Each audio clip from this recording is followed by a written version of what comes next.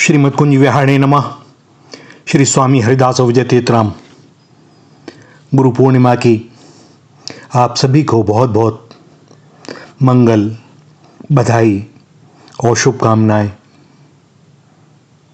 आप सबके सद्गुरुदेव की कृपा से आपको इसी जन्म में भगवत प्राप्ति हो, इस संपूर्ण सृष्टि में भगवत दर्शन हो, ऐसी दास की अपने श्याम श्याम के श्री चरणों में प्रार्थना है, कामना है।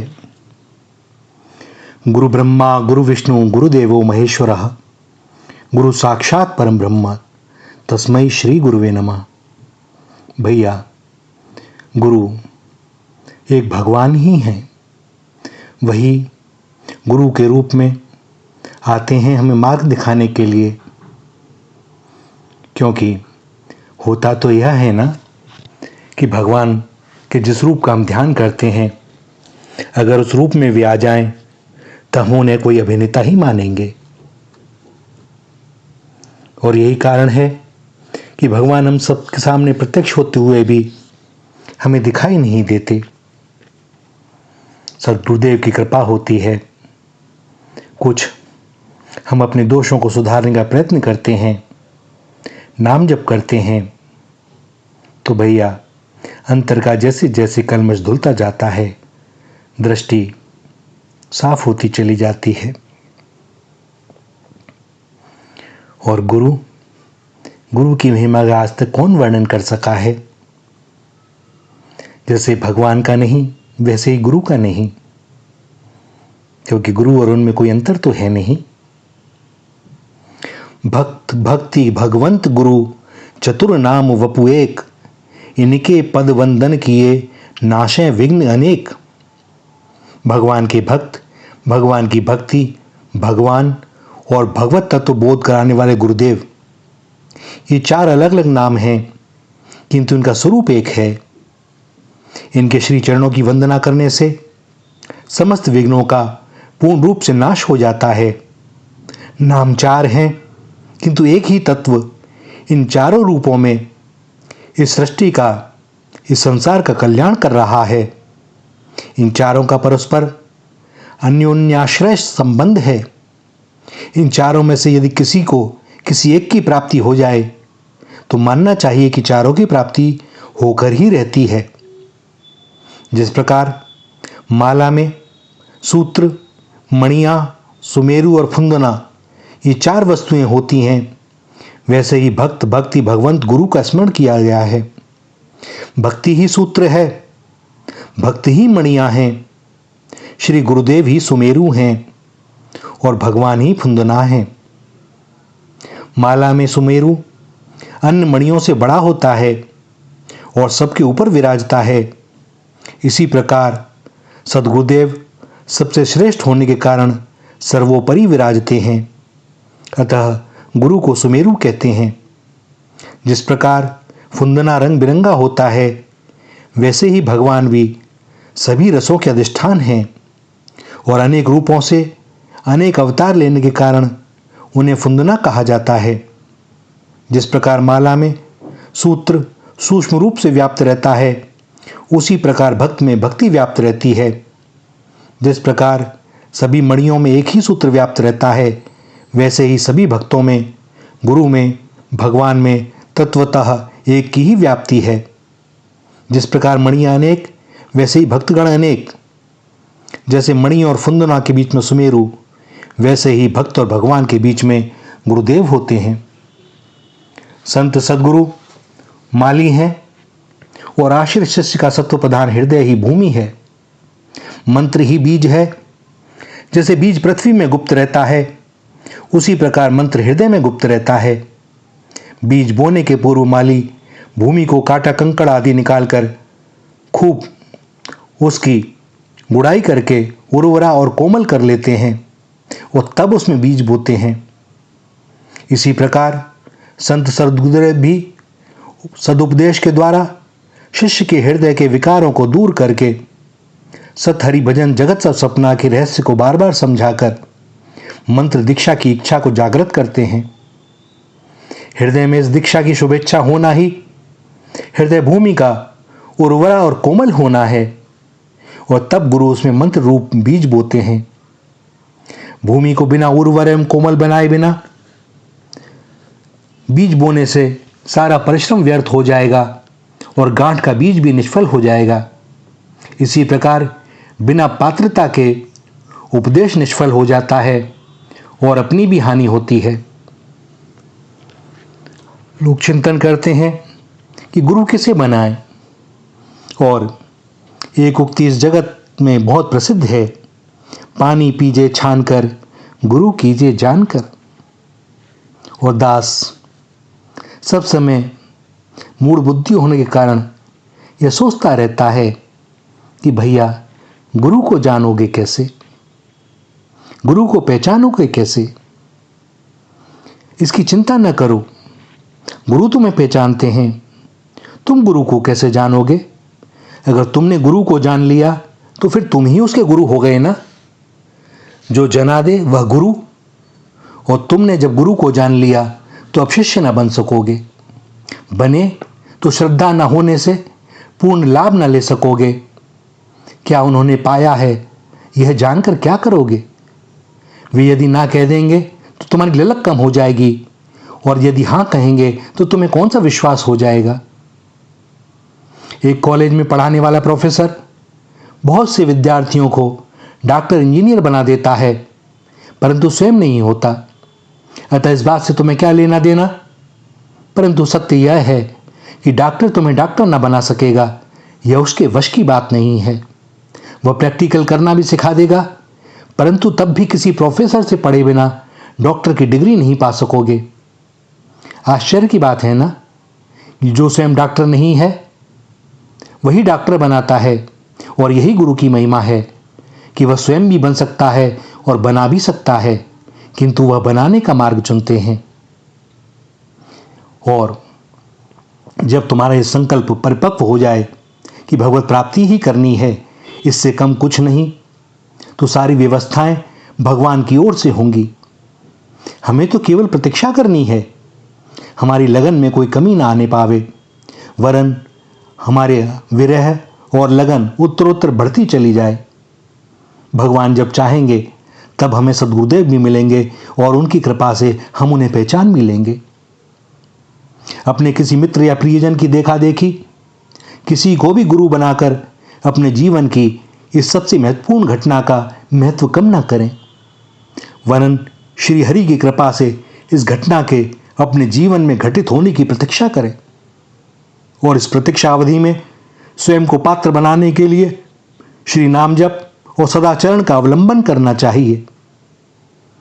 जब किसी को देखकर तुम्हारे मन में श्री हरि से मिलन की व्याकुलता और बढ़ जाए, जिसका सानिध्य तुम्हें एक अनिवर्चनीय रस से भर दे, दिव्य प्रेम और श्रद्धा मन में हिलोरें लेने लगे, आत्मा प्रसन्न होकर नृत्य करने लगे, तन मन प्राण से मधुर झंकार होने लगे, और जिनसे मिलने के बाद उनसे दूर होना तुम्हें रीता कर दे, और जिसे लाख न चाहने के बाद भी तुम गुरु बनाए ना रह पाओ, तो समझ लेना कि उनको उन्होंने ही भेजा है तुम्हारे लिए, केवल तुम्हारे लिए।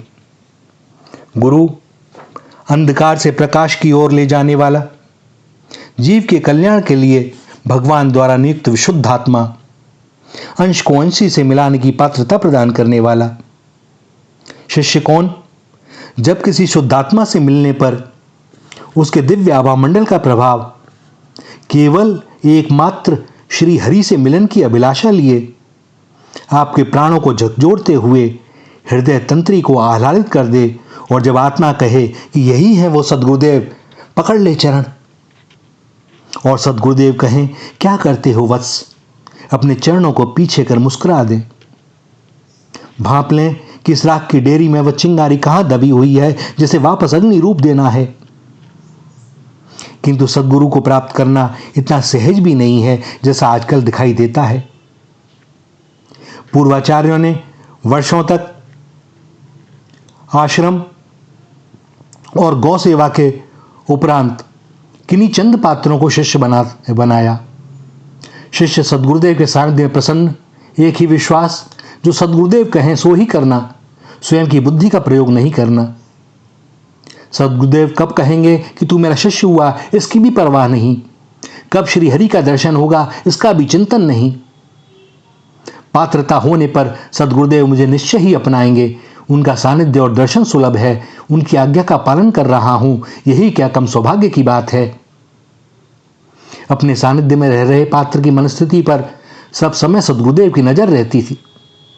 एक ही लक्ष्य कि श्री हरि कृपा से, गौ माता की कृपा से इसके पूर्व दोषों का निवारण हो जाए, इसका चित्त निर्मल हो जाए, और तब वह अपने निर्मल चित्त के द्वारा श्री हरि का प्रतिबिंब स्वयं के अंतर में देख सके, अनुभव कर सके।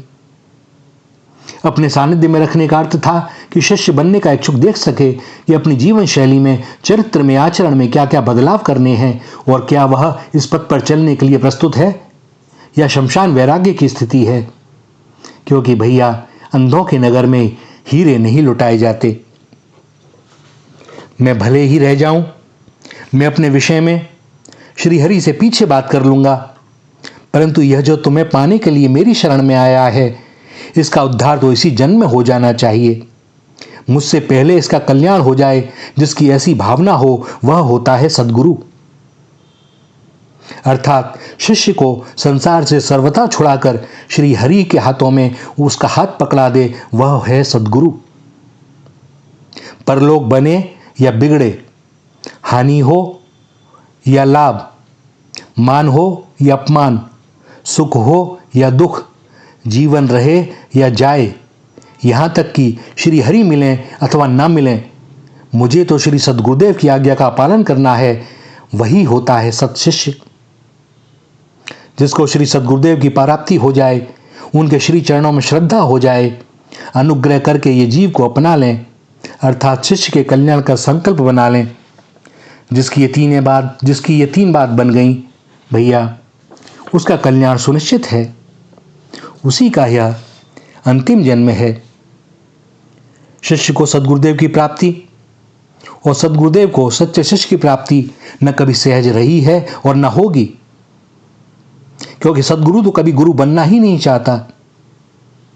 गुरु तो गुरु ही बनाता है, और शिष्य को सद्गुरु कभी खोजना नहीं पड़ता।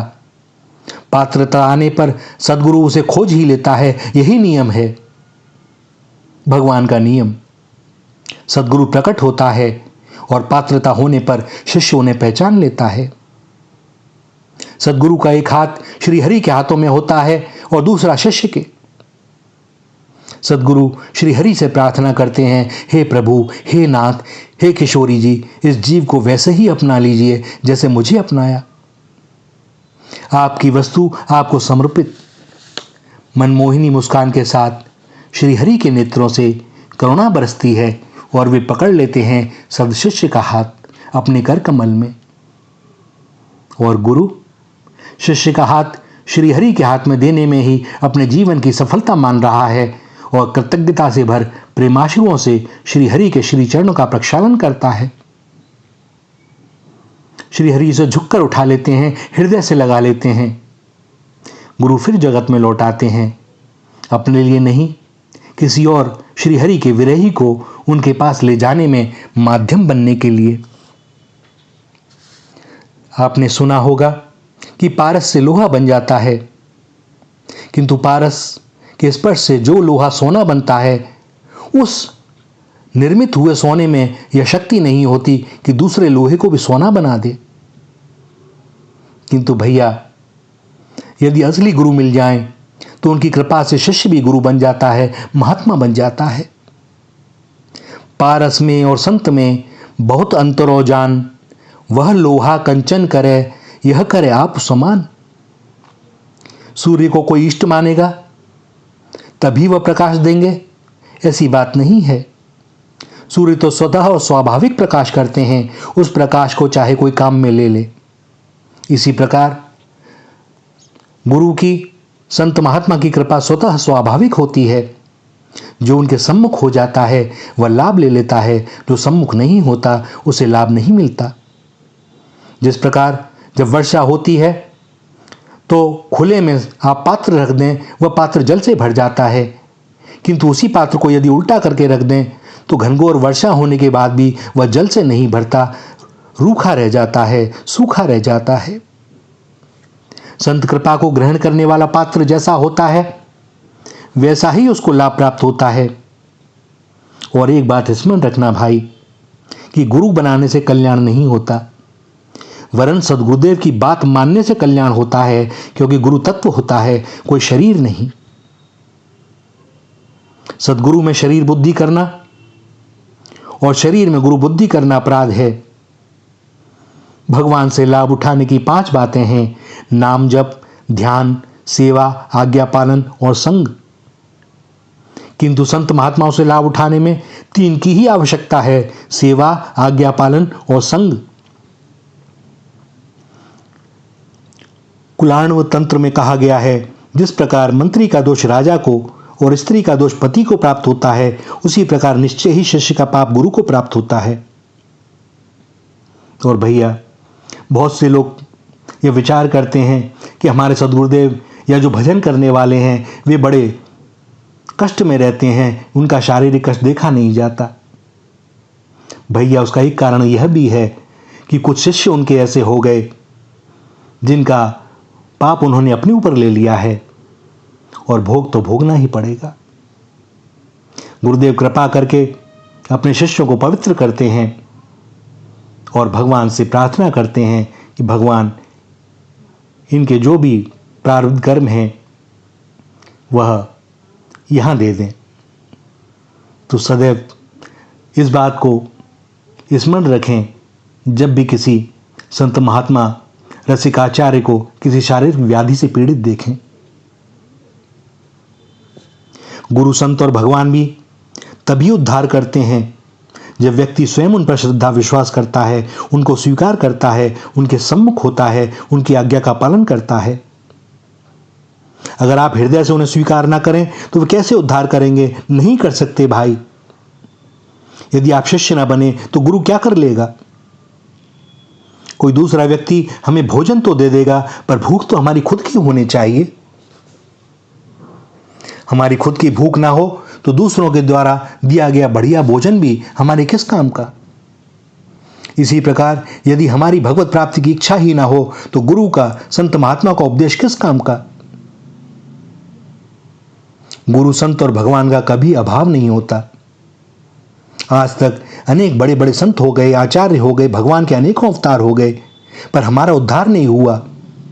और इससे यही सिद्ध होता है कि हमने उनको स्वीकार नहीं किया। अपने उद्धार और पतन में हम ही हेतु हैं, हम ही कारण हैं। जो अपने उद्धार और पतन में दूसरे को कारण मानता है उसका उद्धार कभी हो नहीं सकता। हमारी खुद की लगन के बिना भगवान भी हमारा कल्याण नहीं कर सकते। अगर कर पाते तो हम आज तक कल्याण से वंचित क्यों रहते?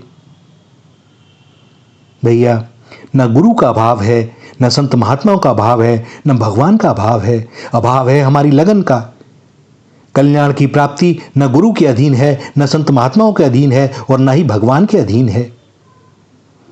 यदि हमारी सच्ची लगन होगी, गुरु भी मिल जाएंगे, संत भी मिल जाएंगे, भगवान भी मिल जाएंगे, अच्छी पुस्तकें मिल जाएंगी, शास्त्र पढ़ने का भी इच्छा होगी, ज्ञान भी मिल जाएगा। कैसे मिलेगा, कब मिलेगा, किस तरह मिलेगा, यह भगवान जाने।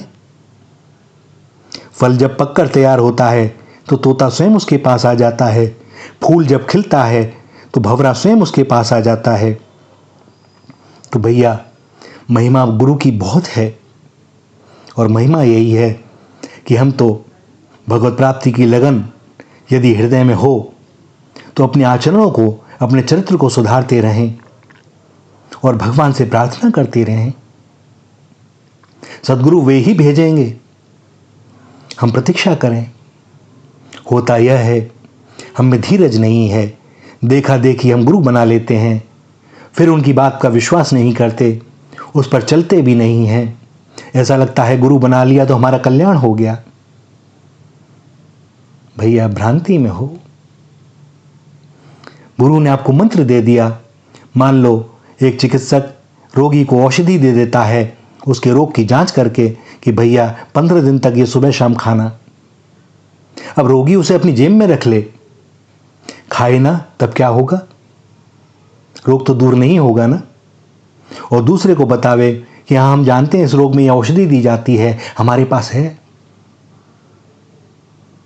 यही हमारी स्थिति है। संत सद्गुरुदेव मिलने के बाद भी हम उसका लाभ नहीं उठा पाते।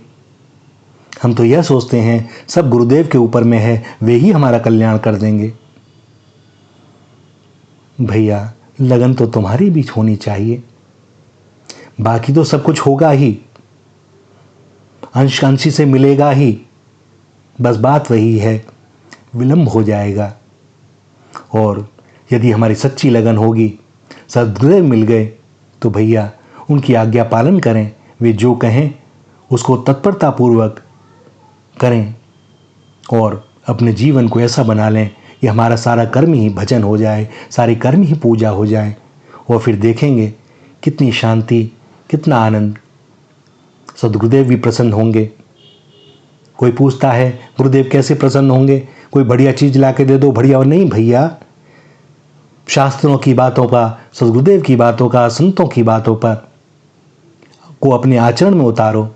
सद्गुरुदेव उससे प्रसन्न होंगे कि देखो भगवत प्राप्ति के मार्ग पर कितनी तेजी से जा रहा है। मेरा और इसका मिलन सार्थक हुआ, श्री हरि से अपना लेंगे। यह सोच सोचकर सद्गुरुदेव प्रसन्न होते हैं। सदैव स्मरण रखें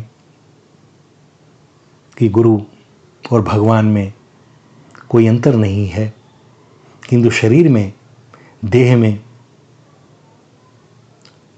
गुरु बुद्धि ना करें। गुरु तत्व है, उस देह के द्वारा वे आपको सन्मार्ग को ले जाने की चेष्टा कर रहे हैं। उसे भी मान लें, किंतु उस देह की सेवा ही करनी है तो सेवा तो भैया आचरण करें। उपदेशों का, शास्त्रों की बातों का सत्संग करें। और सद्गुरुदेव तो जब हाथ पकड़ लिया है तो उनके हाथ में देंगे ही। दृढ़ विश्वास हो। कब देंगे, क्या करेंगे, वे जाने। हम तो बस उनके हो जाएं। अपना मन उनको दे दें। मन अपने पास ना रहने पावे, क्योंकि जब तक मन नहीं दिया जाएगा भगवान को, गुरुदेव को, तब तक विलंब होगा ही। श्री राधा, श्री राधा, श्री राधा।